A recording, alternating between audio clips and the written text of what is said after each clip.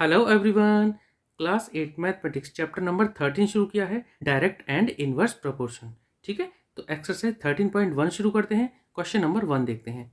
Following are the car parking charges near a railway station up to. अब देखिए यहाँ पर कार पार्किंग के चार्जेस दे रखे हैं, तो ये नंबर ऑफ आवर्स दे रखे हैं और ये उनके चार्जेस। ठीक है, check if the parking charges are in direct proportion to the parking time. हमें यहाँ चेक करके बताना है कि जो पार्किंग आवर्स हैं और जो टाइमिंग है क्या ये डायरेक्ट प्रोपोर्शन में है। तो देखिए इसको करते हैं। तो हमने यहाँ पर नंबर ऑफ आवर्स और चार्जेस को यहाँ नोट कर लिया है। ठीक, अब हम यहाँ चेक करते हैं कि डायरेक्ट प्रोपोर्शन में है या नहीं। कैसे चेक करेंगे? हमें इनका रेशियो निकालना होता है, यानी 4:60, यानी 4/60। देखिए इसका रेशियो निकालते हैं। 4/60 का कितना आएगा? देखिए इसको हम कैंसिल आउट कर देते हैं। 4 1 जा 4 और 4 15 जा, यानी 4 15 जा 60 होता है। तो देखिए ये आया 1/15। अब देखिए जैसे इन दोनों का जो रेशियो आया वो आया 1/15, इनका भी वही आना चाहिए 1/15, सेम इसका भी और इसका भी। अगर किसी का एक का भी वैल्यू हमारी 1/15 नहीं आई तब ये डायरेक्ट प्रोपोर्शन में नहीं होगा। ठीक है, अब ये जो फर्स्ट वाला जो रेशियो था, मैं इसको एक काम करता हूँ, मैं इसको R1 दे देता हूँ, रेशियो 1। इसी तरह से रेशियो 2 निकाल लेते हैं। देखिए रेशियो 2 निकालते हैं R2, यानी 8/100 के लिए कितना आएगा? 8/100। कैंसिल आउट कर देते हैं। 4 2 जा 8 और 4 2 जा 8, मतलब कि 4 25 जा 100, यानी ये आया 2/25। अब आप बताइए क्या 1/15 और 2/25 इक्वल है? बिल्कुल नहीं है। ठीक है, तो यहाँ पर ये रेशियो इनके इक्वल नहीं आ रहे। इसका मतलब ये जो वैल्यूज दे रखी है नंबर ऑफ आवर्स और चार्जेस, ये डायरेक्ट प्रोपोर्शन में नहीं है। ठीक है, चाहो तो आप इनका भी चेक कर सकते हो। ठीक है, एक बार के लिए मैं आपको चेक करके बता देता हूँ। रेशियो 3 यानी R3 कितना आएगा? 12/140। ठीक है, तो इसको कैंसिल आउट कर देते हैं। 4 3 जा 12 और 4 3 जा 12, 2 0 4 5 जा 20, तो कितना आ गया? ये आया 3/35। तो क्या है 3/35 इक्वल आया? नहीं, देखो तीनों वैल्यू अलग अलग आ रही हैं।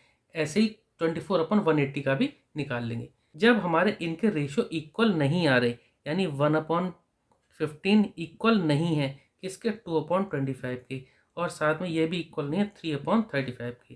ठीक है, कोई एक भी अगर इक्वल नहीं होता ना, तब भी हमें दूसरा वैसे चेक करने की जरूरत नहीं थी, क्योंकि यही आंसर हमारा नो आ जाता है। ठीक है, तो आंसर इसका क्या आ गया? आंसर इसका आ गया no, they are not in direct proportion. Okay, ठीक है, तो क्वेश्चन नंबर 1 कंप्लीट हो गया। अब हम करते हैं क्वेश्चन नंबर 2। क्वेश्चन नंबर 2 में देखते हैं। अब देखिए, a mixture of paint is prepared by mixing 1 part of red pigments with 8 parts of base. देखिए एक पेंट का मिक्सचर तैयार किया जा रहा है जिसमें 1 पार्ट रेड पिगमेंट है और 8 पार्ट्स बेस, यानी देखिए रेड पिगमेंट कितना? 1 पार्ट, और बेस कितना है? पार्ट्स ऑफ बेस कितना? 8 पार्ट। अब देखिए in the following table find the parts of base that need to be added. अब इस टेबल में हमें यहाँ पर ये जो वैल्यू ये पता करनी है कितने पार्ट्स बेस की जरूरत पड़ेगी। जैसे देखिए 4 पार्ट है हमारा रेड पिगमेंट, तो यहाँ पर बेस पता करना है। ऐसे 7 पार्ट है रेड पिगमेंट, तो यहाँ बेस पता करना है। ठीक है, तो हम एक बार ये टेबल बना लेते हैं। तो देखिए ये हमने नोट कर लिया है, अब इसको हम करते हैं। तो सबसे पहले समझते हैं कि डायरेक्ट प्रोपोर्शन का केस है या इनवर्स का। तो देखिए सबसे पहले, अब क्योंकि हम यहाँ पे मिक्सचर ऑफ पेंट प्रिपेयर कर रहे हैं, यानी कि रेड पिगमेंट बढ़ा रहे हैं, तो भाई बेस का भी पार्ट बढ़ाना पड़ेगा, तभी तो एक मिक्सचर तैयार होगा। तो हम इसे डायरेक्ट प्रोपोर्शन के मेथड से कर लेते हैं। अब यहाँ हम 2 मेथड लगा सकते हैं। तो देखिए सबसे पहला तो हमारा यूनिटरी मेथड। कैसे? देखिए जब हमें एक की वैल्यू पता होती है, जैसे 1 रेड पिगमेंट के साथ चाहिए 8 पार्ट ऑफ बेस, तो 4 के लिए कितना चाहिए होगा? 4 × 8 कर देंगे, कितना आ जाएगा? 32। ऐसे ही 7 के लिए कितना चाहिए होगा? 7 × 8 कर देंगे। इस तरह से हम, ये तो रहेगा हमारा यूनिटरी मेथड। मैं आपको जो दूसरा तरीका है ना उसके हिसाब से बताता हूँ। मैं एक काम करता हूँ, इनके लिए x1 x2 x3 x4, ठीक है, ये यहाँ पे नाम दे देता हूँ मैं। ठीक है, क्योंकि सॉल्व करने के लिए थोड़ा आसान रहेगा। अब देखिए डायरेक्ट प्रोपोर्शन में हम क्या करते हैं, इनका रेशियो को इक्वल कर देते हैं। यानी कि देखिए जैसे 1/8 इक्वल टू होगा 4/x1। ठीक है, और हम यहाँ पे क्या करते हैं? क्रॉस मल्टीप्लाई कर देते हैं। कैसे करेंगे क्रॉस मल्टीप्लाई? x1 को 1 से करेंगे, ये आ जाएगा x1 इक्वल टू 8 को 4 से करेंगे, कितना आ जाएगा? 8 4 जा 32।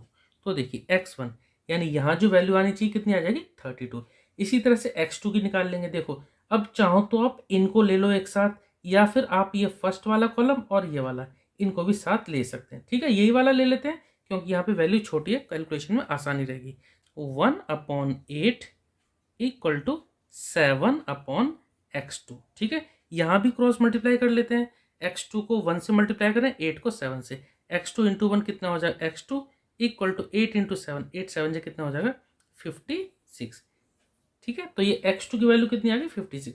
इसी तरह से आप x3 और x4 की निकाल सकते हैं। ठीक है, इन दोनों को ले लेते हैं साथ, तो देखो कितना आएगा 1/8 इक्वल टू 12/x3। ठीक है, तो यहाँ पे भी हम क्रॉस मल्टीप्लाई कर देते हैं। x3 को 1 से करेंगे तो आ जाएगा x3 इक्वल टू 8 को 12 से करेंगे तो 12 8 जा कितना आ जाएगा 96। ठीक है, तो ये x3 की वैल्यू आ जाती है। इसी तरह से आप x4 की भी वैल्यू निकाल सकते हैं। आप चाहो तो एक साथ इनको भी ले सकते हो या इनको भी ले सकते थे। ठीक है, मैं इस बार आपको ना ये दोनों साथ लेके बताता हूँ। ठीक है, इधर कर देता हूँ। तो देखो हम क्या करेंगे, 12/x3 इक्वल टू 20/x4। ठीक है, ऐसे भी ले सकते हैं। देखो अब 12/x3, क्योंकि x3 हम निकाल चुके हैं कितना 96, लिख देते हैं इक्वल टू 20/x4। अब देखिए चाहो तो आप यहाँ पहले इनको कैंसिल आउट कर सकते हैं। ठीक है, तो कितना 12 8 जा 96 होता है। तो देखो कितना आ गया, ये आ गया ना 1/8। 1/8 इक्वल टू 20/x4। ठीक है, जैसे हम यहाँ 1/8 लिया था, दोनों केस में यहाँ पे 1/8 लिया था हमने, यहाँ पे भी देखो 1/8 ही आ गया आखिरकार, क्योंकि डायरेक्ट प्रोपोर्शन में रेशियो इक्वल होते हैं। ठीक है, तो अब x4 को यहाँ 1 से मल्टीप्लाई कर देंगे, x4 आ जाएगा इक्वल टू 8 को 20 से मल्टीप्लाई कर देंगे तो 8 2 जा 16 और एक जीरो तो जीरो लगा दिया, 8 2 जा 16 यानी 160। x4 की वैल्यू कितनी आ गई 160। ठीक है, तो यहाँ हमने यहाँ जो ब्लैंक थे यहाँ पे ये वैल्यू हमारी आ गई। ठीक है, तो क्वेश्चन नंबर 2 हमारा कंप्लीट हो गया। तो अब करते हैं question number 3। In question 2 above if one part of red pigment requires 75 ml of base. देखिए क्वेश्चन नंबर 2 से ही करना है। देखिए यहाँ जो पहले वैल्यूज दे रखी थी उनको भी भूल जाते हैं। यहाँ पर one part of red pigment के साथ इस बार लेते हैं 75 ml of base. One part के साथ 75 ml बेस ले लेते हैं। तब हमें पता करना है how much red pigment should be mix with 1800 ml of base. तो देखिए इसके लिए हम एक टेबल बना लेते हैं। तो देखिए हमने यहाँ लिख लिया है रेड पिगमेंट वन पार्ट, तो बेस दे रखा है यहाँ पे क्वेश्चन में 75 ml।